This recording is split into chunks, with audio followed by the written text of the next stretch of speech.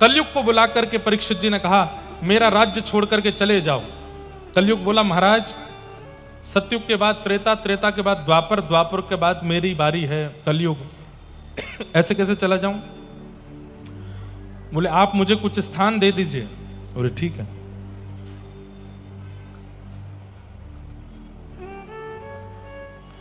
अभ्यर्थितस्य तदा तस्मै स्थानानि कलये ददौ द्यूतं पानं स्त्रियः सून यत्रा धर्मश्चतुर्विध। 4 स्थान दिए। द्यूतम मतलब जुए में रहना। द्यूतम, ध्यान से सुनिएगा सब लोग, कलयुग के 4 स्थान। पहला जुए में रहना, दूसरा पानम मदिरा सुराब पान में रहना, भक्ष भक्ष सेवन में रहना, पर स्त्री संग में रहना, पर पुरुष संग में रहना, और चौथा स्थान दिया द्यूतम पानम स्त्रियः सूना। चौथा स्थान दिया हिंसा में रहना, लड़ाई झगड़े, मार काट, कलेश, उपद्रव, इनमें रहना।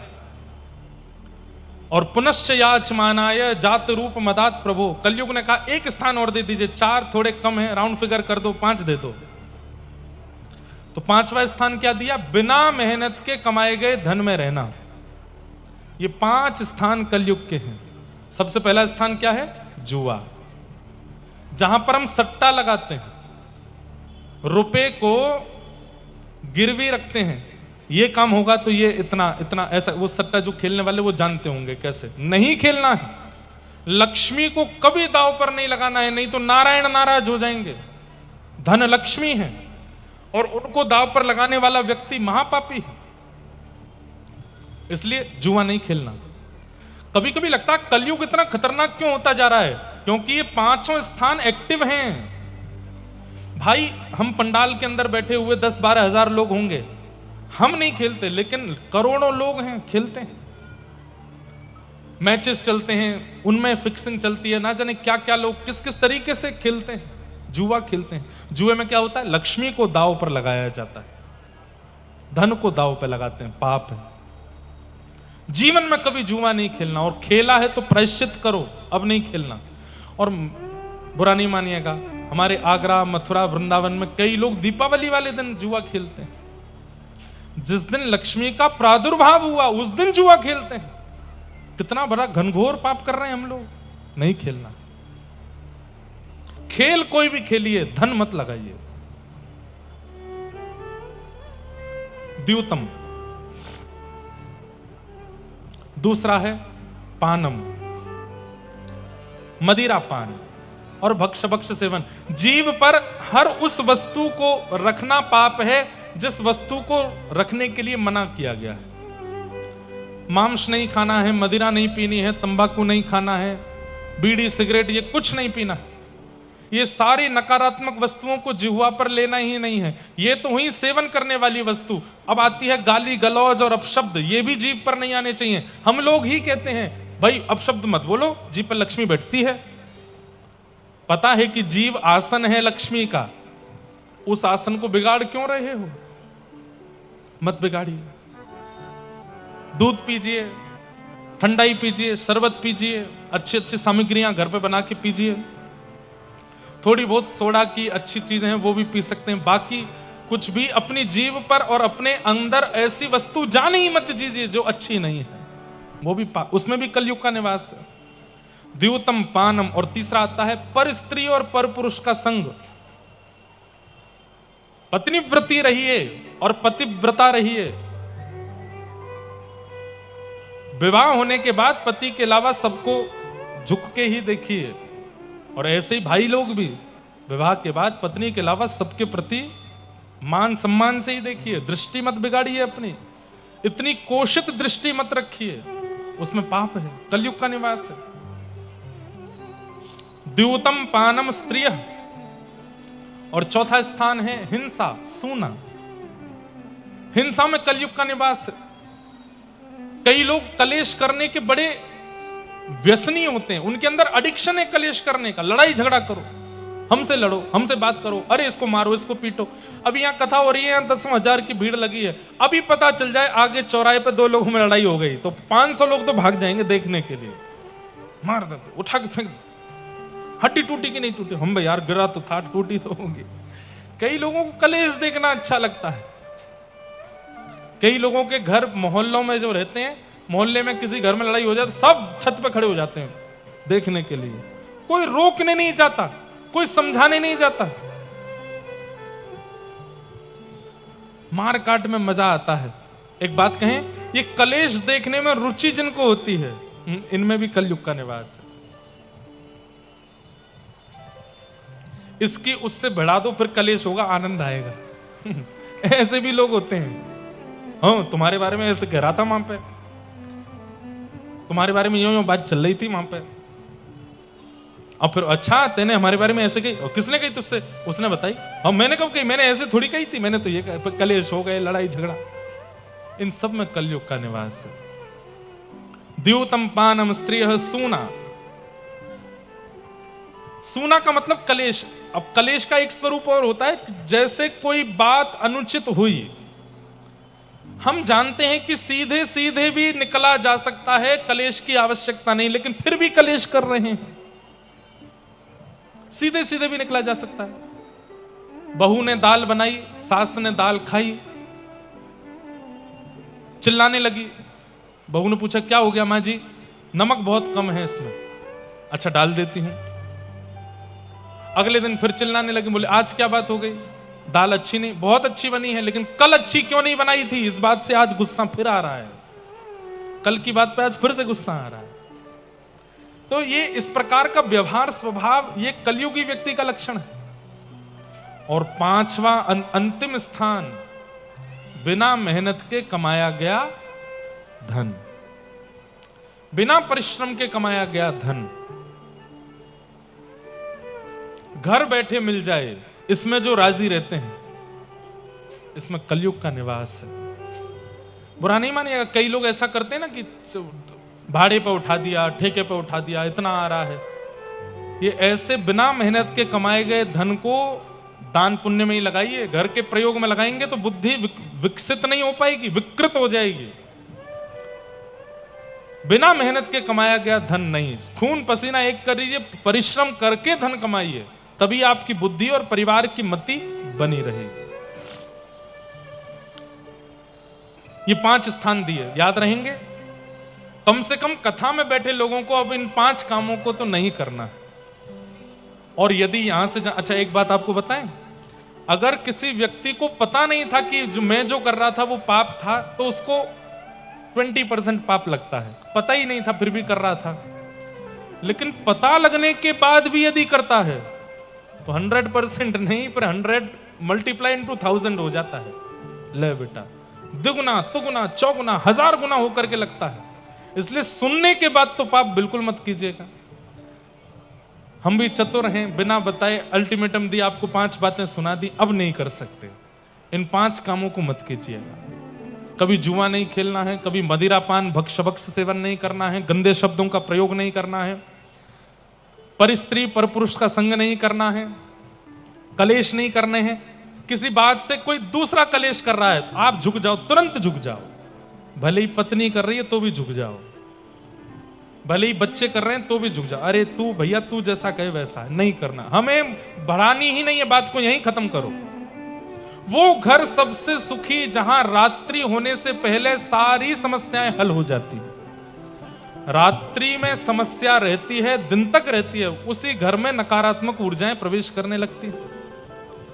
सोने से पहले सारी समस्याएं खत्म करो। पिताजी जिस बात से नाराज है मना के आओ, पत्नी जिस बात से दुखी है ठीक करो, पति जिस बात से उसको ठीक करो, बच्चे किसी बात से परेशान है, सब सारे सॉल्यूशन। रात में कोई चिंता नहीं रहनी चाहिए, सोने से पहले सब खत्म करो, फिर सो। चलो चलो सो जाओ, कल बात करेंगे ना, क्योंकि रात्रि का जो समय है ना, वो स्वप्न का होता है, चिंतन का होता है। और उसमें यदि कोई विवाद चित्त में रह जाता है तो व्यक्ति का मन मलिन होता है। इसलिए रात्रि सोने से पहले विवादों को शांत करो। इस प्रकार इन 5 स्थानों को कलयुग को प्रदान किया परीक्षित जी महाराज ने। परीक्षित जी महाराज स्वयं आखेट को वन में गए, वहां शमीक ऋषि के आश्रम में जल की इच्छा रखी। शमीक ऋषि ने कोई प्रत्युत्तर नहीं दिया तो एक मरा हुआ सर्प उनके गले में डाल दिया। अपमान का बोध भी ज्यादातर उसी को होता है जिसको सम्मान की बहुत इच्छा होती है। कई लोग कहते हैं ना मेरा अपमान कर दिया, समझ लेना वो सम्मान का बहुत भूखा था इसीलिए अपमान हुआ है। और जिसको सम्मान की बिल्कुल इच्छा नहीं होती उसका अपमान हो भी जाए तो उसको पता नहीं चलता है। इसलिए बहुत सम्मान की इच्छा मत रखा कीजिए। हमारे वृंदावन शतक का एक श्लोक है, ध्यान से सुनिए। भ्रातः तिष्ठ टले टले विटपिनां ग्रामेषु भिक्षामटः स्वच्छन्दं पिबयामुनं जलमलं क्षीराणि कन्थां कुरु सम्मानं कलयाति घोरगरलं नीचपुमानं सुधा श्रीराधा मुरलीधर रवो वृंदावनम मत्यज। ध्यान से सुनो, वृंदावन में रहने वालों के नियम बताए गए हैं। वृंदावन में रह के प्रिया प्रियतम को प्राप्त करने वालों के नियम क्या हैं? बोले सबसे पहला भ्रातः तिष्ठ टले टले विटपिनाम ग्रामेषु भिक्षामटः। होटल में भोजन मत करो, बाहर मत खाओ। तो कहां खाओ? बोले किसी ब्रजवासी के यहां से मांग करके पालो। इसको कहते हैं भिक्षा मांग करके ले लो, मधुकरी मांग लो। अच्छा, ये बात बोल करके एक बार मैंने अपने पैर पे ही कुल्हाड़ी मार ली थी। क्यों? मेरे घर पे ही 100 बालक पहुंच गए और मैं था नहीं। माता जी से मैया भिक्षा दो, गुरुदेव कहते हैं कथा में ब्रजवासी के घर से मांग के खाना। हमारी माता जी बोले अरे ये 200 बालक आ गए, कहां से बना के दूं इतना सारो? मैंने मैया टूक दे दो, लेकिन एक टूक दे दो उस सबन को। इसमें एक नियम आप कहोगे ये आपने जानबूझ के नियम बनाया है। वो नियम क्या है? अपरिचित के घर से पाना चाहिए, परिचित के यहां से नहीं। जिसको जानते नहीं हो उसके घर जाओ। देखो भिक्षा मांगने का स्वरूप क्यों है? वृंदावन में भिक्षा क्यों होती है? भाई किसी के सामने मांगने के लिए जाओगे तो आप अपने ईगो को नष्ट करोगे। अगर परिचित के आगे हाथ फैलाना है तो कोई बड़ी बात थोड़ी है। परिचित के आगे तो कोई भी हाथ फैला लेता है। अपरिचित के यहां जाओ, डोरबेल बजाओ, ब्रजवासी कोई द्वार खोले, कहो भैया कुछ प्रसादी दे दीजिए, हम आगरा से आए हैं। और वो ब्रजवासी जब आपको मधुकरी दे, घर की, उससे याचना मत कर, बोले जो हो कुछ नहीं है, एक तिनका ही दे दो, कुछ भी दे दो, उसको पाइए। भ्रातः तिष्ठ टले टले विटपिनाम ग्रामेषु। अच्छा, आपको लगा कि इनके घर से तो बहुत थोड़ा मिला तो एक और घर में जाओ, एक और घर में जाओ, 10-5 घरों से मांग लो, उन सबको मिला के पालो। अरे भैया, जिन ब्रजवासिन के घर में ठाकुर घुस के बिना बुलाए चोरी करके खा जाए, वह घर से मांग के खा लेने तो कौन सी बड़ी बात है? इसलिए भिक्षा। वृंदावन शतक में कहते हैं भ्रातः तिष्ठ टले टले विटपिनाम ग्रामेषु भिक्षामटः। आज भी वृंदावन में ऐसे बड़े बड़े आश्रम हैं जहां पर भंडारे चलते हैं, लेकिन वहां के स्वयं महाराज जी वहां का भोजन नहीं करते, उनके लिए किसी ब्रजवासी के घर से भिक्षा आती है। भ्रातः तिष्ठ टले टले विटपिनाम ग्रामेषु भिक्षामटः स्वच्छंदम पिबयामुनम जलमलम चीराणि कंथाम कुरु। अब यहां आज्ञा तो दी गई है कि यमुना जी का जल पियो, पर यमुना जल इतना पवित्र तो है नहीं, तो क्या करें? वो भी ब्रजवासियों के घर से मांग के पी लो। और चीराणि कंथाम कुरु। वृंदावन में बहुत ज्यादा टिप टॉप बन के मत घूमो। वृंदावन में कैसे घूमो? वैसे आज्ञा तो ऐसी कि चीर पहन करके घूमो, लेकिन चीर पहन के मत घूमना, पर बहुत ज्यादा सज धज के मत रहो वृंदावन में। वृंदावन में सजवे को अधिकार राधा रमण जी को है, वृंदावन में सजवे को अधिकार बिहारी जी को है, वृंदावन में सजवे को अधिकार राधा वल्लभ जी को है। लेकिन इतनो श्रृंगार ठाकुर जी ने नहीं किया जितनो श्रृंगार करके दर्शनार्थी खड़ो है। ये कोई बात थोड़ी। चीराणि कंथाम कुरु। और फिर सम्मानम कलयाति घोर गरलम। सबसे बड़ा विष क्या है? बोले सम्मान।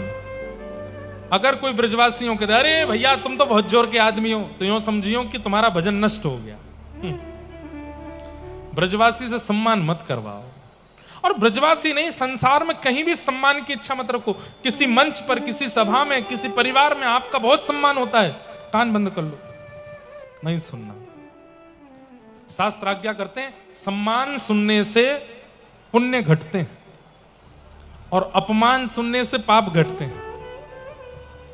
अगर कोई बात बात पर आपका अपमान करता है, निंदा करता है, चलती फिरती गंगा है आपके लिए, उसके पास जाते रहा करो। 2 गाली और दे दो भैया, थोड़ा सा और बुरा सा बोल दो ना कुछ हमको। क्यों? ऋषिकेश जाना था, जा नहीं पा रहे, जाम लगा है ना रास्ते में, आप ही गंगा हो हमारे लिए, तो बोल दो थोड़ा बुरा। क्यों? अपनी निंदा सुनने से पाप घटते हैं। सम्मानम कलयाति घोर गरलम और नीचपुमानम सुधा। अगर कोई आपको गलत बोल दे, निंदा कर दे, आप पे आरोप लगा दे, आक्षेप लगा दे, तो समझ जाओ कि बस ठाकुर जी बचा रहे हैं, ठाकुर जी हमको संभाल रहे हैं। श्री राधा मुरलीधरो व्रज सखे वृंदावनम मात्यज। श्री किशोरी जी और ठाकुर जी को अपना सखा मान लो, लेकिन वृंदावन छोड़ के कभी मत जाओ। ये बात मैंने क्यों बताई? सम्मान की भूख जिसको बहुत ज्यादा होती है, अपमान भी उसी का ही होता है। सम्मान की इच्छा मत रखो, दीन बनो, सरल बनो, बहुत दैन्य रखो।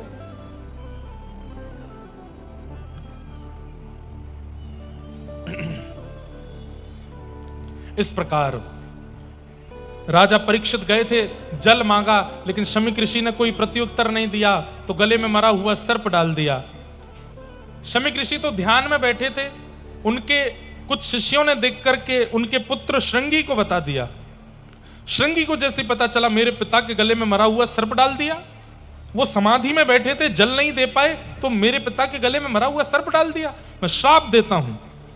राजा परीक्षित को आज के ठीक 7वें दिन तक्षक सर्प डसेगा और उसकी मृत्यु हो जाएगी।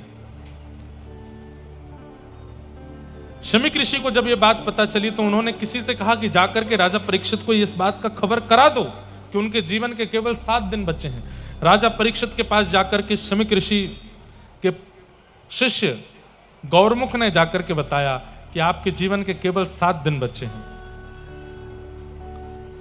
राजा परीक्षित ने अपने पुत्र जन्मेजय को राज्य गद्दी पर बिठाया और स्वयं गंगा जी के तट पर चले गए। गंगा जी के तट पर अनेक संतों से पूछा कि जल्दी मरने वाली की मुक्ति का उपाय क्या है, पर कोई नहीं बता पाया। तब वहां श्री सुखदेव जी का आगमन हुआ। सब लोग इधर देखो, ध्यान से सुनो, हाथ जोड़ करके प्रणाम करो। श्री सुखदेव जी महाराज, हाँ हाँ। तत्रा भवद भगवान व्यासपुत्रो यदिच्छया गामटमानो नपेक्ष अलक्षलिंगो निजलाभतुष्टो वृतस्य वालैरवधूत भेष। बोलो श्री सुखदेव जी महाराज की। सुखदेव जी सभा में आए और परीक्षित के सन्मुख बैठ गए। परीक्षित ने चरणों में प्रणाम करते हुए कहा, भगवान जल्दी मरने वाली की मुक्ति का उपाय क्या है, कृपा करके मुझे बताओ। जैसे ही ये प्रश्न किया, जल्दी मरने वाली की मुक्ति का उपाय क्या है,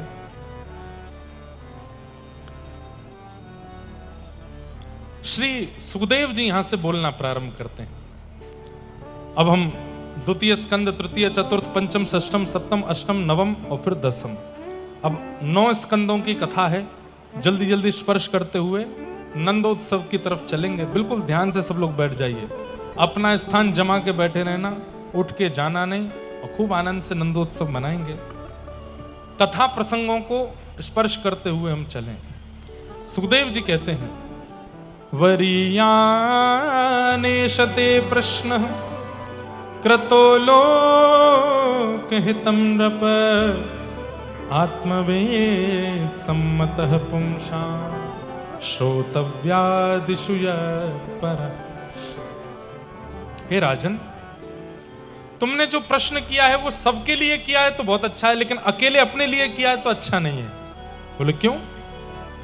बोले जल्दी मरने वाले की मुक्ति का उपाय क्या है? ये सबके लिए तो अच्छा प्रश्न है भाई, कब किसके प्राण निकल जाए वो उपाय कर लेगा। लेकिन तुम कौन हो? तुम परीक्षित हो। तुमने जन्म बाद में लिया, तुम्हारी मां के गर्भ में प्रवेश करके भगवान ने तुम्हारी रक्षा पहले की है। तुम तो भगवत रक्षा किए गए हो, भगवत दर्शन तुमको हो चुका है, भगवत स्पर्श तुमको हो चुका है, तुमको तो मुक्ति मिलने वाली। तुम ये प्रश्न क्यों कर रहे हो? जब तुम अपनी मां के गर्भ में थे तब अश्वत्थामा ने ब्रह्मास्त्र छोड़ा था और द्वारिकाधीश ने तुम्हारी मां के गर्भ में प्रवेश करके अपनी गदा घुमा करके तुम्हारी रक्षा की थी। तुम्हें तो पहले ही मुक्ति मिल जाएगी क्योंकि तुम जीवन मुक्त हो, ठाकुर जी का अनुभव तुमको हो चुका है। तुम ये प्रश्न कर रहे हो कि जल्दी मरने वाली के मुक्ति का उपाय क्या, तो तुम्हारे लिए उचित नहीं है। तो मैं क्या पूछूं फिर? बोले मुक्ति का मतलब है मृत्यु के बाद भगवान का दर्शन। तुम तो पूछो कि मैं भक्ति प्राप्त कैसे करूं। भक्ति का मतलब होता है जीते जी भगवान का दर्शन। क्या करना है बताओ? जीते जी भगवत अनुभव करना है कि मृत्यु के बाद भगवत अनुभव करना है? कैसे करना है? जोर से बोलो। तो उसके लिए मुक्ति नहीं, उसके लिए तो भक्ति मांगनी पड़ेगी, भजन करना पड़ेगा। यही बात यहां पर शुकाचार्य जी को समझाते हैं कि तुम मुक्ति की याचना मत करो, तुम तो भक्ति की याचना करो कि 7 दिन में तक्षक सर्प आवे उससे पहले पहले ठाकुर जी तुम्हारे सन्मुख आ जाएं। भैया आज से जप नियम सब कछु एक ही उद्देश्य से करो। हे नाथ पीतांबरी कसी हो, मुखड़े पे एक हंसी हो, छवि मन में ये बसी हो, जब प्राण तन से निकले इतना तो कहना स्वामी, जब प्राण तन से। एक उपाय बताएं। ये भक्तमाल जी वृंदावन में मिलती हैं, इनके अंदर व्रजरज भी है, भक्तमाल जी भी, और संभवतः यमुना जल भी पधराया जाता है। ये सदा हृदय से लगी रहे। तुलसी जी में मड़ी हुई हैं, इसलिए प्याज लहसुन आदि आदि कई भक्ष वस्तुओं का सेवन नहीं कर सकते। इसी नियम के साथ इसको पहनिएगा। ये सदा आपके चित्त से लगी रहनी चाहिए, चाहे जैसी परिस्थिति आ जाए, ये आपके तन का त्याग ना करे। क्या होगा? तो भक्तमाल जी में कथा आती है कि भक्तमाल में जितने भक्त हैं सब प्रकट हो जाएंगे अंतिम श्वास आने से पूर्व। ठाकुर जी भले ही नहीं आ पाए, भक्त आ जाएंगे। कौन कौन से भक्त आएंगे?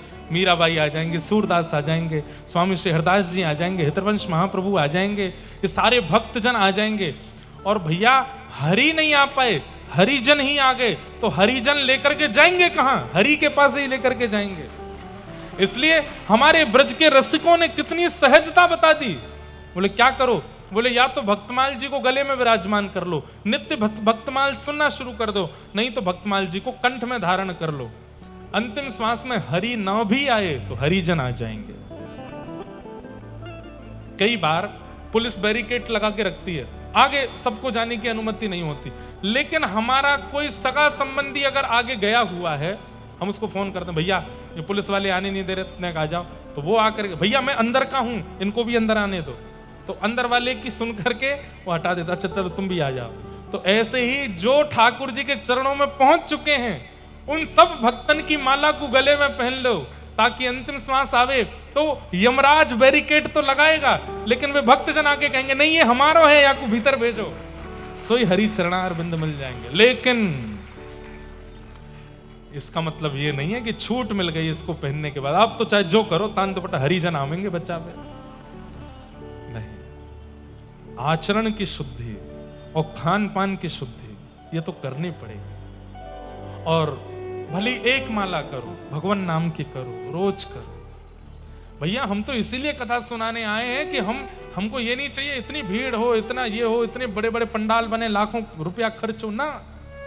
इतनी देर में जो लोग यहाँ आए हैं वो जीवन का उद्देश्य समझ जाएं कि हम इसलिए संसार में आए, हमें भगवत चरणारविंद प्राप्त करने, हमारी कथा से बस ये समझ में आ जाए, हम इसलिए कथा सुनाते हैं। इसलिए समझ जाओ, आचरण व्यवहार विचार शुद्ध करके भक्तमाल जी गले में पहनो। अरे आगरा से नेक ही दूर है, अब तो वृंदावन से गोवर्धन पहुंचने में जितना समय लगता है उतना आगरा से गोवर्धन क्यों, जाम इतना रहता है, बगल में ही।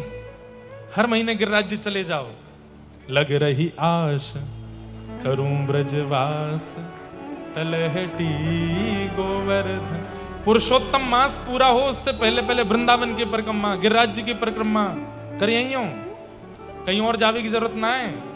राधा रमन जी, राधा वल्लभ जी, राधा दामोदर जी, बिहारी जी, सबके दर्शन कर यही हो। कथा तो सुनी ही लइए। अब 3 साल बाद आएगो, 3 साल की कछो पतो ना है कौन टपक जाए कौन रहेगो कौन बच्चे। या हमारे यहाँ पुरुषोत्तम मास में सब कर चलो।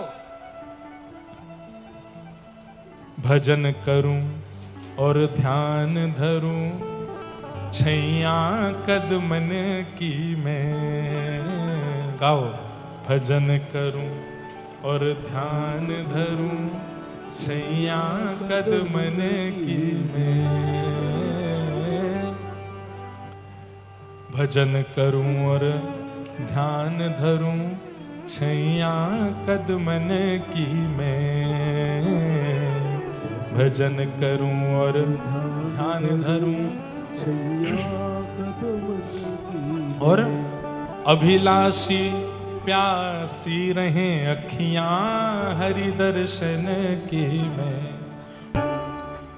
व्रज तज इच्छा करूं नहीं वैकुंठ भवन की मैं।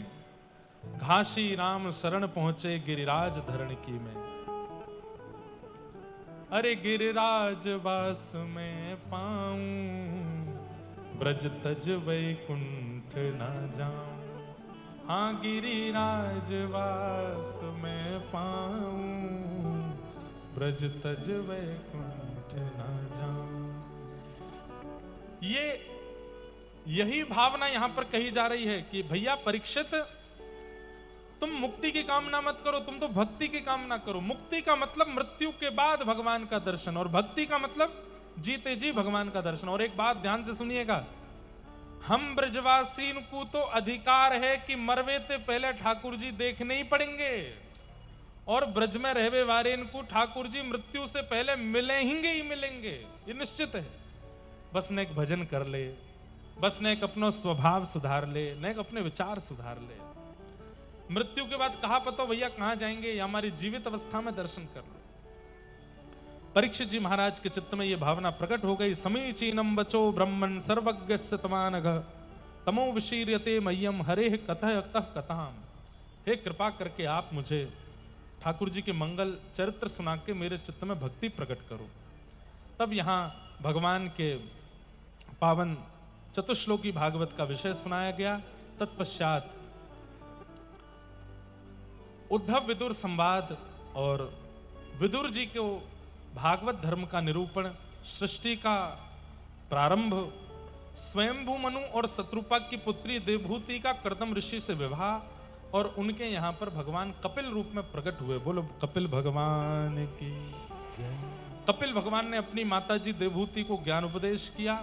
तत्पश्चात देवभूति माता सिद्धता नाम की नदी बनकर के बहने लगी, और आगे इनके और 2 बहन थी देवभूति की, आकुति और प्रसूति, उनका प्रसंग सुनाया।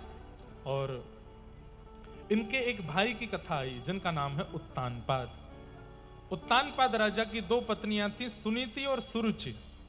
सुनीति के पुत्र हुए ध्रुव और सुरुचि के पुत्र हुए उत्तम। थोड़ा सा समझिएगा इस बात को। हम सबकी भी 2 पत्नियां हैं, सुनीति और सुरुचि।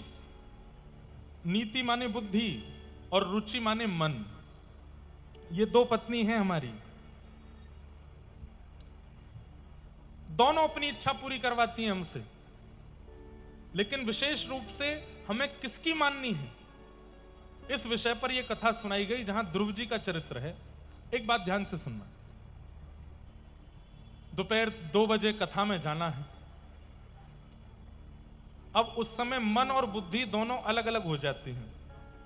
बुद्धि क्या कहती है, कथा में चलो, कथा में जाके बैठेंगे। पर कई बार मन क्या कहता है, YouTube पे आ तो रही है लाइव, एसी चला के यहीं लेट जाओ। अरे मां गर्मी है, बहुत गर्मी, बैठने की अलग झंझट है, और लघु शंका आदि के लिए भी उठ के नहीं जा सकते, जगह घिर जाती है। और हम तो आगे और बैठते हैं, महाराज जी उठते हैं और नहीं देते हैं, इससे बढ़िया घर पे ही सुन लो। मन और बुद्धि दोनों के अलग अलग राग हैं। डॉक्टर ने कह दिया भैया तुम्हारा कोलेस्ट्रॉल बढ़ता जा रहा है, शुगर हाई है, सुबह सुबह घूमना शुरू करो। 5 बजे का अलार्म लगा लिया रात को, और सुबह जैसे ही 5 बजे अलार्म बजा, पुनः दोनों पत्नी प्रकट हो जाती हैं। बुद्धि क्या कहती है, चलो चलो चलो उठो, 10,000 के जूते खरीद के लाए हो, पहनो इनको। तुम्हारा कोलेस्ट्रॉल बढ़ा है, शुगर बढ़ रहा है, डॉक्टर ने कहा है घूमना पड़ेगा, चलो। छोटे बच्चे हैं, पत्नी है, सबका ध्यान रखना है, चलो। लेकिन मन क्या कहता है, 18 डिग्री पर एसी चल रहा है, बढ़िया ठंडक है कमरे में, सौंधी सौंधी ठंडी हवा आ रही है, आज और सो जा, कल चलियो। ये मन और बुद्धि, ये दो पत्नियां हैं हमारी। परंतु याद रखिएगा, सुनीति से जन्म लेने वाले पुत्र का नाम क्या है, ध्रुव।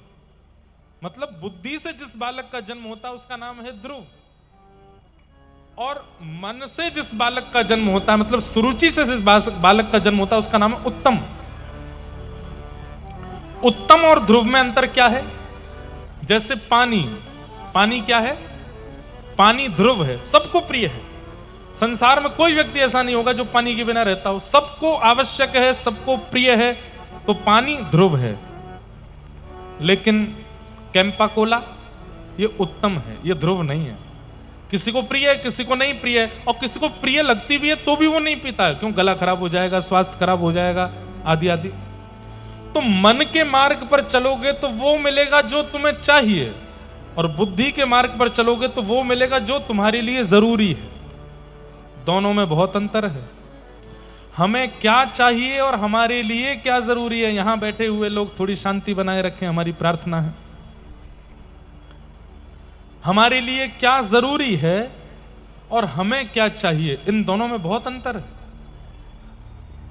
चाहने की तो पूछिए ही मत। अगर ज्योतिषी जी कह दें भैया अगले 1 साल तक तुम जो चाहो वो कर सकते हो, तुमको पाप नहीं लगेगा, तो हम सारे वही काम करना चाहेंगे जो रावण कंस ने किए हों। इतने खतरनाक हैं हम लोग। ये थोड़े बहुत हम रुके हुए हैं, ये भी इसलिए क्योंकि शास्त्र ग्रंथ, गुरुजन, माता पिता, इन सब ने हमको आज्ञा देकर के रोका हुआ है। तो मन के मार्ग पर नहीं, बुद्धि के मार्ग पर चलना है। लेकिन आध्यात्मिक व्यक्ति को यह भी नहीं करना है। आध्यात्मिक व्यक्ति को क्या करना है, बोले मन और बुद्धि दोनों एक करनी है, अलग अलग नहीं। सब लोग इधर देखिए, ये मन और बुद्धि जब तक अलग अलग हैं, मन असमंजस में पड़े, कंफ्यूजन है, क्या करें क्या करें क्या करें क्या करें। आध्यात्मिक व्यक्ति कंफ्यूज्ड नहीं रहता, वो अपनी एक बात पर ही स्थिर रहता है, क्योंकि उसके मन और बुद्धि दोनों एक हो जाते हैं। अब यहां पर 90% लोग ऐसे हैं जिनकी मन और बुद्धि दोनों एक हो चुके हैं। 2:30 बज रहे हैं, भयंकर धूप है, भयंकर गर्मी है, 40 टेम्परेचर पार कर रहा है, लेकिन मन भी कहेगा कथा में चलो, बुद्धि भी कहेगी कथा में चलो। 7 दिन की तो बात है, उसके बाद तो सोना ही है, चलो। ये मन और बुद्धि दोनों एक हमेशा के लिए हो जाएं, ये आध्यात्मिक व्यक्ति का लक्षण है। वो कभी असमंजस में नहीं होता। वैकुंठ, हम किनके आराधक हैं, वैकुंठनाथ भगवान के और वैकुंठ का मतलब क्या, जहां पर बुद्धि में कोई कुंठा ना रहती हो। कुंठा मतलब झोल, कुंठा मतलब उलझने, जहां पर सब सुलझा हुआ है उसको वैकुंठ कहते हैं। परमात्मा को भजने वाले, कृष्ण को भजने वालों के मन में, बुद्धि में कोई कुंठा नहीं रहती, सब सॉल्व्ड रहता है, सब स्थिर रहता है। हाँ।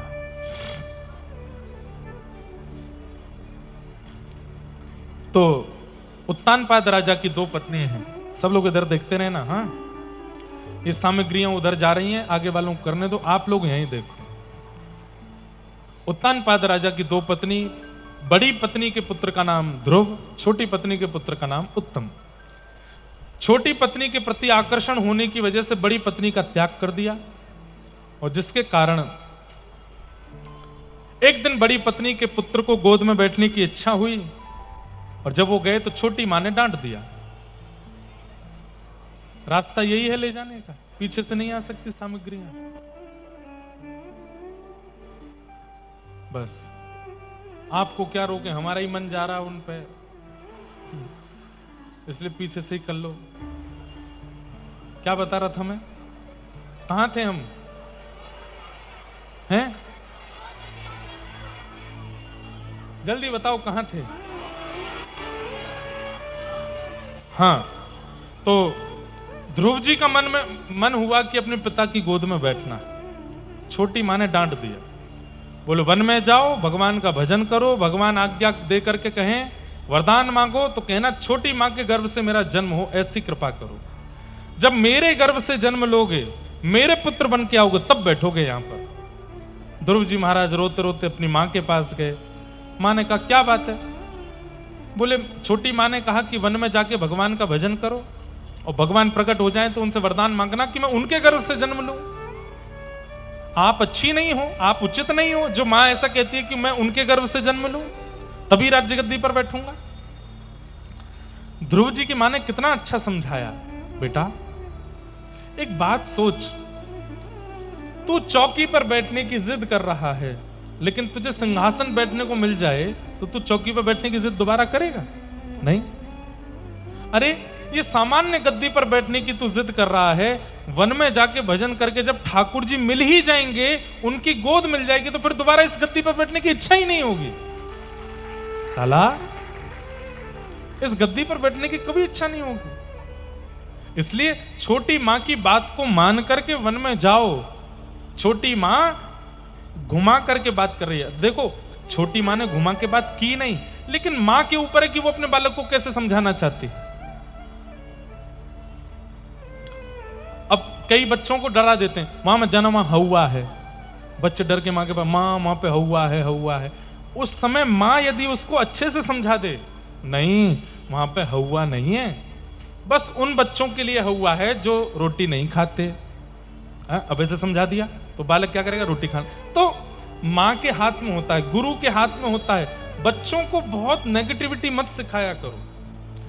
वो आंटी के पास मत जाओ, वो अच्छी नहीं है ना। ये अच्छा और बुरा ये शब्द तो बच्चों को सिखाने ही नहीं चाहिए। सब अच्छे, हाँ सावधान रहें बच्चे, इसके लिए उनको ट्रेंड करो, पर ये बुरे हैं, ये अच्छे हैं, ये प्रतिस्पर्धा मत सिखाया करो बालकों को। तो ध्रुव जी महाराज को मां ने कहा वन में जाओ। छोटी मां ने जो कहा है उस बात को मानो, वन में जाके भगवान का भजन करो। ध्रुव जी महाराज गए वन में। कहां? मधुवन में।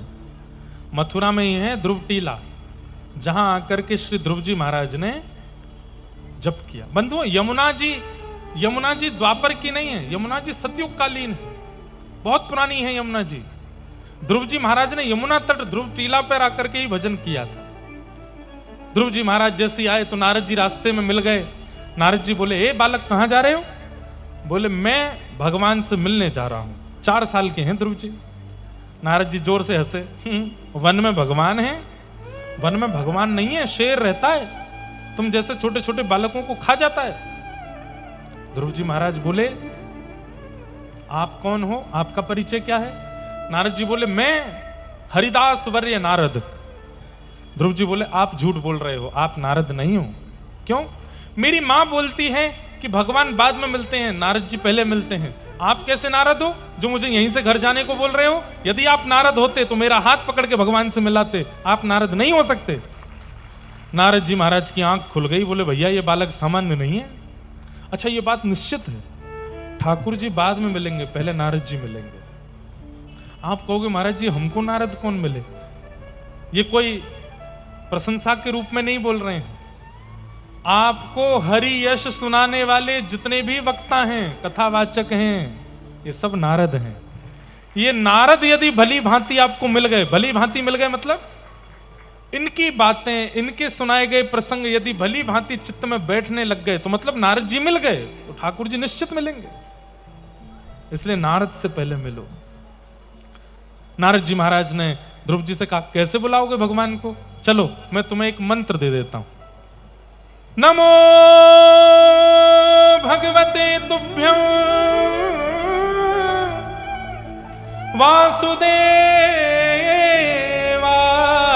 धीमहि प्रद्युम्नाय अनिरुद्धाय नमः संकर्षणाय च। ओम नमो भगवते वासुदेवाय। ये द्वादशाक्षर मंत्र है। कितने अक्षर हैं इसमें? 12। मैं कभी कभी कथा में क्या करता हूं, ये भगवान का फोन नंबर है। ये रोज इस पे एक डायल मारा करो। नाम जप जैसे करते हैं ऐसे एक एक मंत्र जपो, उतने मिस कॉल पहुंचते हैं ठाकुर जी के पास। और कई बार क्या होता है बंधुओं, कोई व्यक्ति मान लो हमारा फोन नहीं उठा रहा, 1 बार 2 बार 3 बार 10, जब वो देखेगा यार 200 कॉल कर दिए इसने, कहीं ऐसा तो नहीं संकट में पड़ा हो, कोई जरूरी काम हो, तो कई बार रिटर्न कॉल आ जाता है। मीराबाई को रिटर्न कॉल आया है, ध्रुव जी को रिटर्न कॉल आया है, प्रहलाद जी को रिटर्न कॉल आया, हमारा अभी तक नहीं आया है। इसलिए ये कभी कभी आज की भाषा में इसलिए बोलते हैं ताकि बच्चों को समझ में आवे। इस पर रोज कॉल किया करो। ओम नमो भगवते। पुरुषोत्तम मास चल रहा है, खूब जप करो इस मंत्र का, खूब जप करो। ठाकुर जी को प्राप्त करने का एक अचूक मंत्र है। कितनों ने प्राप्त किया? प्रहलाद जी ने इसी मंत्र से प्राप्त किया, ध्रुव जी ने इसी मंत्र से प्राप्त किया, अनेकों ने इसी मंत्र से भगवान को प्राप्त किया। द्वादशाक्षर मंत्र दे दिया, कहा ध्रुव जाओ भगवान को प्राप्त कर लो। ध्रुव जी महाराज आए, तिरात्रांते तिरात्रांते कपित्थ बद्रासन। 3 रात्रि तक ध्रुव जी कुछ नहीं खाते पीते और 3 रात्रि बाद केवल कपित्थ फल खाकर के भजन करते हैं। दूसरा महीना आया, 6 दिन कुछ नहीं खाते और 6 दिन बाद केवल जल पी करके भजन करते। तीसरा महीना आया, 9 दिन तक कुछ नहीं खाते और 9 दिन बाद केवल श्वास लेकर के भजन करते हैं। चौथा महीना आया, चौथे महीने में अब श्वास लेना भी बंद कर दिया है। सब कुछ जीत करके 5वें महीने में जैसे ही श्वास वशीकृत करके प्रवेश किए हैं, 33 कोटि देवता त्राहिमाम करते ब्रह्मा जी के पास गए, बोले इसको दर्शन दिलवाइए, इसने श्वास रोक ली है अपनी। अरे नन्हा सा बालक इतना कठिन तप कर रहा है, लोगों का तप से विश्वास उठ जाएगा यदि भगवान दर्शन देने नहीं गए तो। ब्रह्मा जी ने जाकर के भगवान से प्रार्थना की, नाथ मथुरापुरी में यमुना जी के तट पर एक बालक, भगवान 2 बार आए मथुरा में, एक बार हरि के रूप में आए ध्रुव दर्शन देने के लिए और एक बार कृष्ण रूप में आए हैं बाल लीला करने के लिए। हमें तो ऐसा लगता है कि जब ध्रुव जी को दर्शन देने आए थे तभी भगवान को ब्रजमंडल अच्छा लग गया था, तभी भगवान ने सोची अब तो यहीं जन्म लूंगा मैं।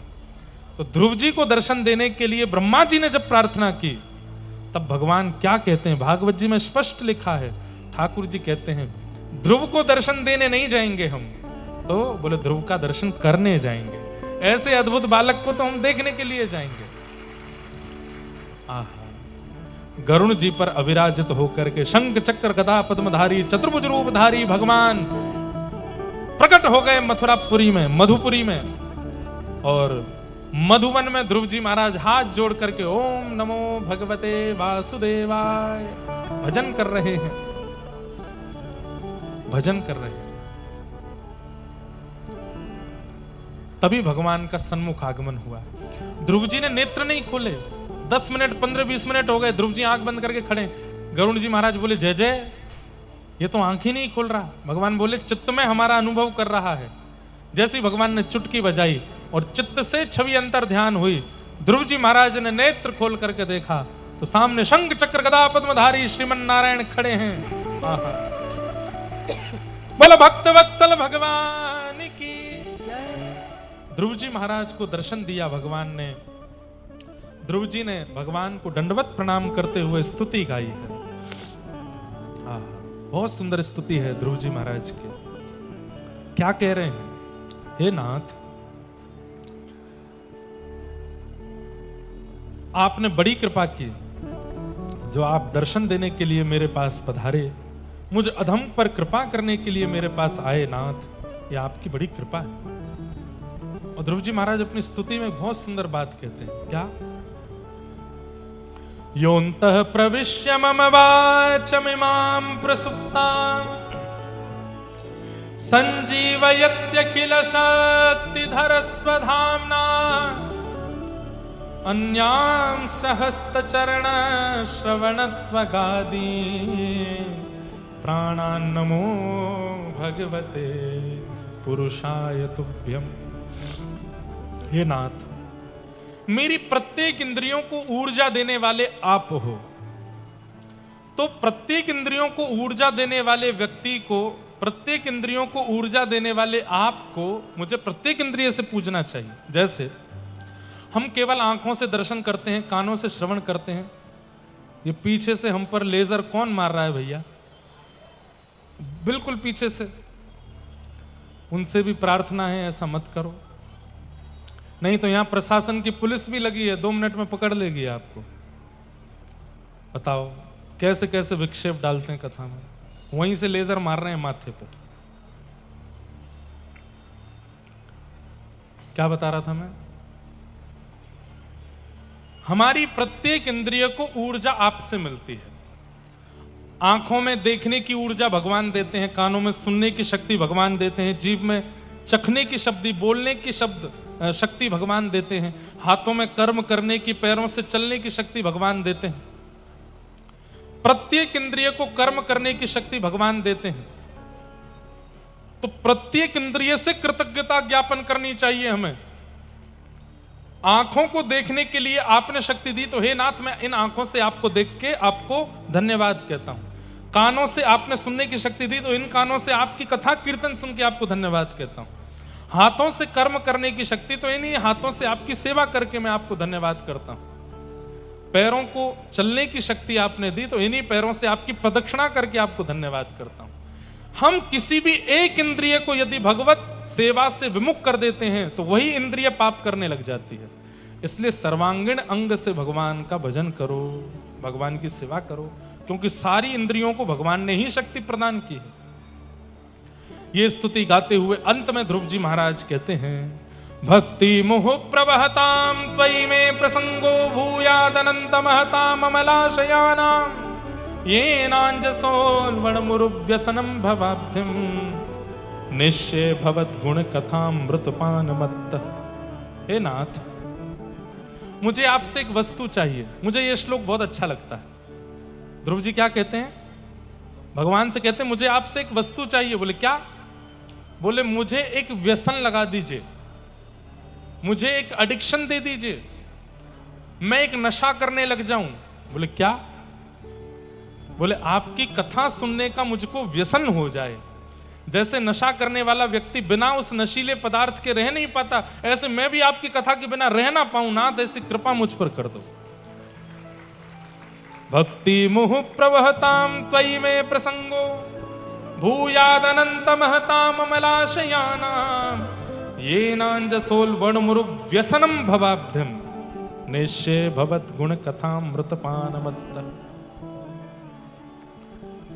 मैं आपकी कथा सुनना और आपका कीर्तन गाने का मुझे व्यसन लग जाए नाथ, ऐसी मुझ पर कृपा कर दो।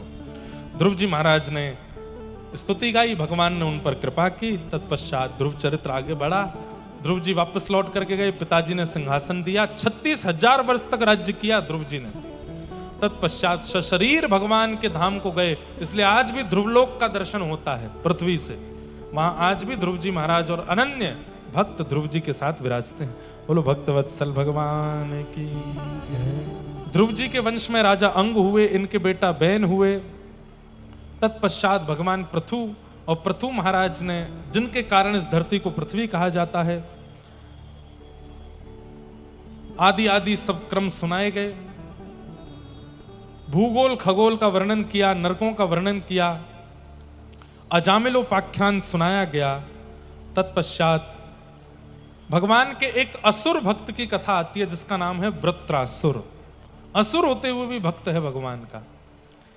वृत्रासुर ने भगवान की एक बहुत सुंदर स्तुति गाई। अहम हरे तब पादैक मूल दासानुदासो भवतास्म भूयः मनस्मरेता सुपतेर गुणांस्ते गणितवा कर्म करोतु कायः ननाक पृष्ठम न चपारमेष्टम न सार्वभौमम न रसाधिपत्यम न योग सिद्धिम अपुनर्भवम वा समंजसत्वा विरहय्य कांक्षे अजात पक्ष इव मातरम खग स्तन्यम यथा वत्सतराच्छुदार्ता प्रियम प्रियैव विशुतम विषन्ना मनोरविंदाक्ष प्रदीक्षते त्वाम्।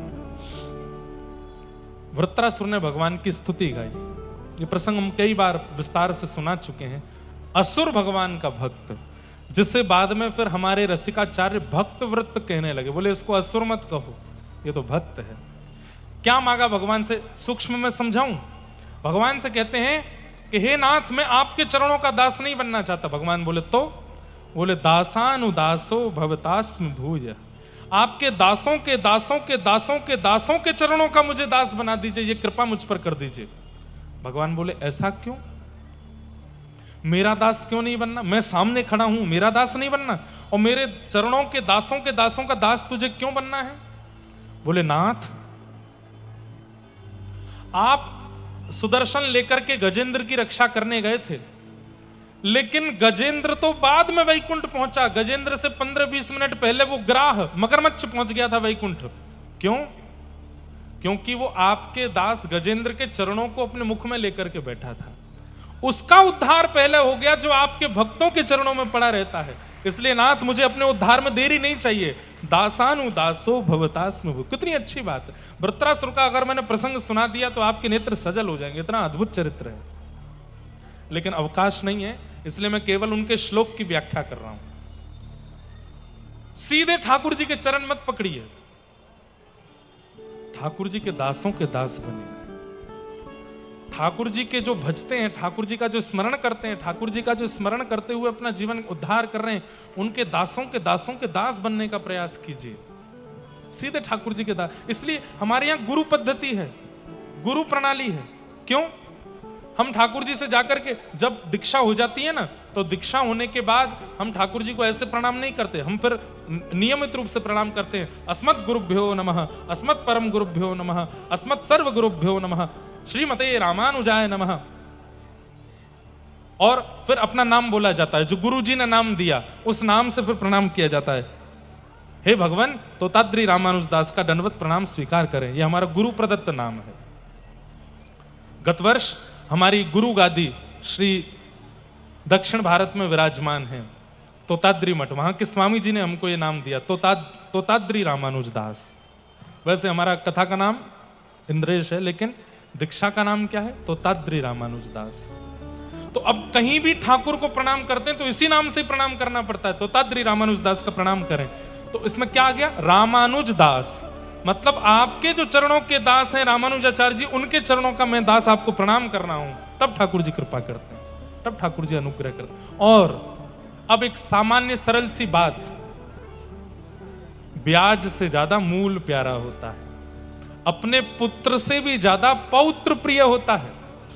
पुत्र के जन्म लेने पर पिता की आंखें सजल हो जाती हैं, और मैं पिता बन गया। लेकिन जब वही पिता दादा बन जाता है तो नाचने लगता है, मैं दादा बन गया। लेकिन वही दादाजी जब परदादाजी बन जाते हैं, उठने की स्थिति नहीं रहती, फिर भी नाचते हैं, सोने की सीढ़ी चढ़ जाते हैं कि मैं परदादा बन गया। इसका मतलब क्या है? पुत्र से प्रिय पौत्र, और पौत्र से प्रिय पर पौत्र। ऐसे ही यही प्रणाली भगवत सन्निधि में चलती है। ठाकुर जी को अपने भक्त प्रिय हैं, पर उनसे भी ज्यादा भक्तों के भक्त प्रिय हैं, उससे भी ज्यादा भक्तों के भक्त प्रिय हैं। इसलिए वृत्रासुर कहता है, नाथ, आपके चरणों का नहीं, दासानुदासो भवतास्म भूय, मुझे उनका दास बना। कई बार ऐसा होता है, हम अपने गुरुदेव की बड़ी महिमा गाते हैं ना, तो कई लोग टोकते हैं, गुरु जी हैं, वो भगवान नहीं है, इतना महिमा मंडन मत करो उनका, ऐसा कहते हैं। या जाने कहां गवार, प्रेम ने दिया कि सदा उल्टी बहे। अब उसको क्या समझाएं हम? वो गुरु शिष्य प्रेम तो जानता नहीं। अरे भाई, जब अपने गुरुदेव की वंदना करते हैं तभी ठाकुर जी खुश होते हैं। अच्छा, मेरे दास का महिमा गा रहे हो, जब हनुमान जी का यश गाते हैं, चारों युग प्रताप तुम्हारा है, प्रसिद्ध जगत उजियारा, साधु संत के तुम रखवारे, असुर निकंदन नाम द्वारे। हनुमान चालीसा से हनुमान जी कम प्रसन्न होते हैं, राम जी ज्यादा प्रसन्न होते हैं। हाँ, हमारे हनुमान जी का यश गा रहा है, मेरे हनुमान जी का यश गा रहा है, और राम जी कृपा करते हैं। फिर राम रक्षा स्तोत्र जब हम गाते हैं तब हनुमान जी खुश होते हैं। अपना यश सुनकर के कौन खुश होता है? अब सोचो, आप मेरा यश गाओ और मैं यूं बैठूं, लोग देखने वाले क्या कहेंगे? भाई कैसा आदमी है, अपने आप को पुजवा के खुश हो रहा है। ऐसे हनुमान जी महाराज खड़े हैं, हाथ में गदा लिए और पर्वत लिए, और कोई गा रहा है, भूत पिशाच निकट नहीं आवे, महावीर जब नाम सुनावे, ना सरोग हरस पीरा जपत निरंतर। हनुमान जी खुश नहीं होते। हनुमान जी के चित्त में बैठे हुए राम जी खुश होते हैं। मेरे दास हनुमान का यश गा रहा है, इस पर कृपा करो, इसका मंगल करो। तासानु दासो भवतास में बोल। बहुत अच्छी है, वृत्रासुर की स्तुति पूरी नहीं कहेंगे। आगे फिर प्रहलाद चरित्र सुनाया गया। हिरण्यकश्यप नाम का एक दैत्य जिसके यहाँ पर प्रहलाद जी जन्मे, और प्रहलाद जी महाराज ने एक निष्ठता रख करके पहाड़ से घेर दिया गया, खूब प्रकार से मारा गया, लेकिन हरिनाम नहीं छोड़ा। और उसी विश्वास पर खंभ भेदन करके भगवान नृसिंह प्रकट हो गए और हिरण्यकश्यप का पेट विदरण करके उसकी मृत्यु कर दी। बोलो नृसिंह भगवान की। हाथ जोड़ के प्रणाम करो। सत्यम विधातुम निज भृत्य भाषितम व्याप्तिम च भूतेष्वखिलेषु चात्मनः अदृश्यतात्यद्भुत रूपमद्वहं स्तंभे संभाया न मृगम न मानुषम। नृसिंह भगवान प्रकट हुए। नृसिंह भगवान ने इस मांस का निर्माण हिरण्यकश्यप को मारने के लिए ही किया। अब हिरण्यकश्यप मर गया तो ये मांस रोने लगा, बोले मेरा कोई और काम ही नहीं था, एक राक्षस को मारने के लिए मुझे बनाया, अब सब लोग मुझे मलमास बोलने लगे हैं। तब भगवान ने इस मांस को अपना नाम दे दिया, पुरुषोत्तम मांस। बोले तुम में जो भजन करेगा, जो नियम करेगा, जो कथा सुनेगा, जो तीर्थ यात्रा करेगा, उसका सब अधिक होता चला जाएगा, इसलिए अधिक मास, पुरुषोत्तम मास। ये भी नृसिंह अवतार के बाद ही प्रारंभ हुआ। ऐसे नृसिंह भगवान को हम प्रणाम करते हैं। तत्पश्चात देवासुर संग्राम, बलि, वामन अवतार, गजेंद्र मोक्ष की कथा, नवम स्कंद के राजाओं का चरित्र और राम अवतार सुनाया गया। गुरुवर थे त्यक्त राज्यो विचरदनुवनम पद्म पद्भ्याम प्रियाया पाणिस्पर्शा क्षमाभ्याम रजत रजतुतो यो हरिंद्रानुजाभ्याम। गुरुवर थे त्यक्त राज्यो विचरदनुवनम पद्म पद्भ्याम प्रियाया पाणिस्पर्शा क्षमाभ्याम रजत पथरुजो यो हरिंद्रानुजाभ्याम। वैरूप्या शूर्पणख्या प्रिय विरह ऋषरोपित भ्रूविजंभ तस्ताब्दिर्वद्ध सेतु खलदवदहन कौशलेन्द्रो वतान्न। बोलो राजा रामचंद्र भगवान। प्रभु श्री राम का मंगल चरित्र 2 अध्यायों में सुनाया गया। चंद्रवंश के राजाओं की कथा सुनाई और इसी चंद्रवंश के अंदर भगवान कृष्ण का अवतरण हुआ है। राजा परीक्षित को सुखदेव जी सुना रहे। 2 श्लोकों में पूरी कृष्ण कथा सुना दी। अब मैं पहले ही थोड़ा सावधान कर दूं, भीड़ बहुत ज्यादा है और किसी भी प्रकार की अनुचितता आज नहीं होनी चाहिए। यहाँ माताएं भी बहुत हैं, छोटे छोटे बालक भी बहुत हैं। किसी भी प्रकार से किसी को भी अगर लगती है चोट वोट तो वो हमें स्वीकार नहीं, इसलिए बहुत ज्यादा उपद्रव नहीं करेंगे। आप सब लोग जहाँ हैं वहीं रहेंगे। दधी काना के लिए हमसे कल बोल रहे थे हमारे नागर जी की, महाराज जी दधी काना करें। मैंने कहा नहीं, यहाँ व्यवस्था संभल नहीं पाएगी, लोग संभल नहीं पाएंगे और हमको अपनी चिंता नहीं, हमको तो 10 लोग बचा ले जाएंगे, हमारी वजह से किसी और को चोट नहीं लगनी चाहिए। लेकिन दधी काना होगा, थोड़ा थोड़ा छिड़काव मंच पे कर देंगे, थोड़ा बहुत हम देख लेंगे। बाकी आप सब लोगों को थोड़ी बहुत सामग्री लुटाई जाएगी। नहीं तो हमें पता है यहाँ कोई बैरिकेटिंग नहीं है, सारे हमारे जो है ये मिक्सर माइक कैमरा फैमरा सब गिरा जाएंगे, सब नुकसान हो जाएगा। इसलिए हम थोड़ी बहुत सामग्री लुटाएंगे। बाकी आप लोग नृत्य करना, खूब उत्साह से आनंद मनाना और बाकी सबको नंदोत्सव की सामग्री बाहर बंटवाने की व्यवस्था करवा दी जाए। बहुत ज्यादा उपद्रव पंडाल में ना हो, इसका ध्यान रखा जाए। 2 श्लोकों में कृष्ण कथा सुना करके जब परीक्षित जी को सुखदेव जी शांत हो गए, परीक्षित जी ने चरणों में प्रणाम किया। इधर देखो, यहां देखो, यहां देखो, अरे ये कथा ही बधाई है, इसको लूटो। वो बधाई कौन सी बधाई जो टॉफी वॉफी खाल के खत्म कर दोगे, रैपर फेंक दोगे, वो बधाई थोड़ी। ऐसी बधाई लेकर के जाओ जो जीवन भर काम आने वाली है। कथा रूपी बधाई लेकर के जाओ। 2 श्लोकों में कृष्ण कथा सुना करके जब सुखदेव जी मौन हो गए, परीक्षित जी ने कहा भगवान हो गई कथा? बोला हाँ। तो नहीं नाथ, कृष्ण कथा विस्तार से सुनाइए, और विस्तार नहीं अति विस्तार से सुनाइए। तब परीक्षित जी को सुखदेव जी कहते हैं कि 4 दिन हो गए, कुछ खा पी लो, तुम बैठे हो एक आसन पर, भूख नहीं लगती, प्यास नहीं लगती, अब तो केवल कृष्ण चाहिए। कृष्ण मन कृष्ण धन, कृष्ण ही हमारो धन, आठों याम ऊधो हमें कृष्ण ही सो काम है। गोपियां कहती हैं कृष्ण मन कृष्ण तन कृष्ण ही हमारो धन, अरे कृष्ण जीवन है। हो मैंने मेहंदी लगाई रे कृष्ण नाम की, मैंने मेहंदी लगाई रे, मेरे नैनों में गोकुल वृंदावन, मेरे नैनों में गोकुल वृंदावन, मेरे प्राणों में मोहन मन भावन, मेरे प्राणों में मोहन मन भावन। हो मेरा जीवन है कृष्ण, मेरा जीवन है कृष्ण, ओ मेरा जीवन है कृष्ण, मेरा जीवन है कृष्ण। ओ मैंने माला सजाई रे कृष्ण नाम की, ओ मैंने माला सजाई रे कृष्ण। सब कुछ कृष्ण है हमारे लिए। हे नाथ, ये कथा सूक्ष्म मत सुनाइए। बाकी सब राजाओं की कथा आपने विस्तार की, सूक्ष्म की, पर कृष्ण लीला तो मुझे अति विस्तार से सुनाइए। कथितो वंश विस्तारो भवता सोम सूर्ययो, राज्ञां चोभय वंशानां चरितम परमाद्भुतम। विस्तार से सुनाइए जब कहा, तो यहां से श्री सुखदेव जी महाराज प्रसन्न होकर के विस्तार से सुना रहे हैं। और विस्तार कैसे कर रहे हैं कि वसुदेव ग्रहे साक्षात भगवान पुरुष पर। अब बिल्कुल ध्यान से सुनेंगे सब लोग। भगवान ने आकाशवाणी करके पृथ्वी को आज्ञा दी। कब? जब पृथ्वी बड़ी बेचैन हो गई कि बहुत पाप बढ़ रहे हैं मेरे ऊपर, हे नाथ अवतार लीजिए। तब भगवान ने आकाशवाणी की, चिंता मत करो पृथ्वी, मथुरा में वसुदेव जी के यहां मैं जन्म लेने वाला हूं, इसलिए बस प्रतीक्षा करो, दिन गिनो, बहुत जल्दी मेरा आगमन होने वाला है। ये आकाशवाणी सब देवताओं ने सुन ली। सारे देवता अलग अलग रूप धारण करके ब्रजमंडल में आ गए। कोई गैया बनो है, कोई बछड़ा बनो है, कोई बचिया बनो है।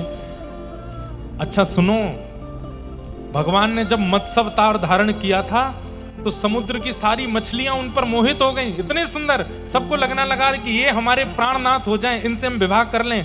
तो उस समय मत्स्य अवतार को देख करके जितनी मछलियां मोहित हुई, वे सब ब्रजमंडल की गोपी बन के आ गईं। भगवान जब कूर्म बन के गए तो कच्छप भगवान को देख करके जितनी कच्छपी भगवान पर मोहित हुई, वे भी ब्रजमंडल में गोपी बन करके आ गईं। भगवान जब नृसिंह बन करके गए तो वन की जितनी भी सिंहनियां थीं, वो सब ठाकुर जी को देख के मोहित हुई, वे सब भी ब्रज की गोपी बन के आई हैं। भगवान जब राम बन करके गए तो दंडक वन के जितने भी साधु महात्मा थे, राम जी के दर्शन को लालायित थे, उनका आलिंगन करना चाहते थे। राम जी की कृपा से वे भी ब्रजमंडल की गोपी बन करके आए हैं। मतलब अब तक जितने भी अवतार हुए, उन अवतारों में ठाकुर जी की रूप माधुरी को देख करके जो जो निहाल हुए, सब ब्रजवासी बन करके आए ब्रजमंडल में। सब आए हैं गोपी बन करके, ग्वाल बन करके, गोप बन करके, गैया बन करके, बछड़ा बन करके, बछिया बन करके। ठाकुर जी आने वाले हैं। यहां मथुरा के राजा थे उग्रसेन। उग्रसेन के एक पुत्र हुए जिनका नाम था कंस। द्रुमिल राक्षस की छाया पड़ गई थी उग्रसेन की पत्नी पर, इसलिए कंस का जन्म हुआ। महान दुष्ट हुआ, बड़े होकर के पिताजी को ही जेल में डाल दिया। अपनी चचेरी बहन देवकी का विवाह करना चाहा वसुदेव जी के साथ, और वसुदेव जी से विवाह करके विदा करने के लिए स्वयं रथ हाँकते हुए जा रहा था। आकाशवाणी हुई, जिन बहन को तुम विदा करने जा रहे हो, इन्हीं का 8वां गर्भ तुम्हें मारेगा। सुनते ही कंस ने तलवार निकाल करके सर धड़ से अलग करना चाहा। वसुदेव जी ने चरण पकड़ लिए, बोले इनको मत मारो, जितनी बालक जन्म लेंगे हम सब तुमको दे देंगे। 6 बालकों की हत्या कंस ने कर दी। 7वें बालक के रूप में बलराम जी पधारे, और श्री बलराम जी महाराज आने ही वाले थे। उससे पहले योग माया की कृपा से देवकी मैया के गर्भ से स्थानांतरित होकर के गोकुल में रोहिणी मैया के गर्भ में पहुंच गए। इसलिए बलराम जी दोनों के पुत्र हैं, रोहिणी नंदन भी हैं, देवकी नंदन भी हैं। कुछ महीने देवकी के गर्भ में रहे, और कंस को खबर मिली कि 7वां बालक गर्भ में नष्ट हो गया। अब 8वां बालक आने वाला है। हाथों में डबल हथकड़ियां, बेड़ियां, महाराज ताले लगा रखे हैं। सैनिकों को, दरबानों को सचेत कर दिया कि कहीं से भी निकल के भागने ना पाए। भादों का महीना, अष्टमी तिथि, और जैसे ही मध्य रात्रि हुई कंस के कारागृह में, आज मथुरा में सब सोए हैं, पूरी नगरी में सब सोए हैं, और अष्टमी तिथि की मध्य रात्रि में मंदम मंदम जलधारा, आकाश से मंदम मंदम जलधारा गिर रही है। पिन ड्रॉप साइलेंस, बिल्कुल आवाज नहीं है, सब गहरी नींद में सोए हैं। और उसी समय कंस के कारागृह में देवकी मैया के गर्भ से एक दिव्य तेज प्रकट हुआ, और तेज विश्राम होते ही शंख चक्र गदा पद्म चतुर्भुज रूप धारण करके भगवान प्रकट हो गए। भगवान कृष्ण लाल की जय। इतनी धीमे जय बोली है आपने कि कहीं कंस जग नहीं जाए। भगवान कृष्ण लाल की जय। वाह, अब आयो आनंद, ऐसी आनंद कराइयो अगले आध पौन घंटा। हाँ, जो नहीं करावेगो बाकू बगलवारी की सौगंध है। खूब उत्साह में रहियो भैया, आनंदोत्सव मनानो है आज। चार भुजा धारण करके ठाकुर जी प्रकट हो गए। मैया की याचना से दो भुजा अंतर ध्यान कर दी, छोटे लाला बन गए, और पयोधर पान करके वसुदेव जी की गोद में गए। हथकड़ी बेड़ियां खुल गईं, ताले खुल गए। ठाकुर जी बोले मोए ले जाके ब्रजमंडल में सुवाए दो यशोदा मैया के पास। 11 वर्ष बाद फिर लीला करवे के काजे आऊंगो। कहां देख रहे हो सब लोग? इधर देखो, यहां देखो। यहां कुछ भी हमारी इच्छा के बिना नहीं होगा, इसलिए कुछ भी होना होगा तो यहीं होगा, पीछे कुछ नहीं होना, इसलिए यहीं देखो। वसुदेव जी ठाकुर जी को लेकर के गोकुल पहुंचे, यशोदा मैया के बगल में सुवाए करके लाली को ले जा करके कंस को दे दिया। अष्टभुजी देवी भद्रकाली के रूप में प्रकट हो गई, और कंस से कह दिया मेरे जैसे निर्दोष बालकों को मारते हो, तुम्हारे शत्रु ने तो जन्म ले लिया ब्रजमंडल में। अब कंस यहां अपने शत्रु को ढूंढ रहा है। यहां ब्रजमंडल में अब सबन को मीठी मीठी खबर लगवे लगी। कहा कि ऐसो क्यों लग रहा है कि अब की बार नंदरानी के लाला होएगो। नंदा सुनंदा दो बहन है नंद बाबा की। जैसे ही गई नंद यशोदा के कक्ष में, नंद रानी गहरी निद्रा में सोई हैं, और बगल में नेक सो लाला कुल बुलाए रहे हो है। 21 बार हरिशरणम को जाप करके जैसे ही चदरिया हटाई,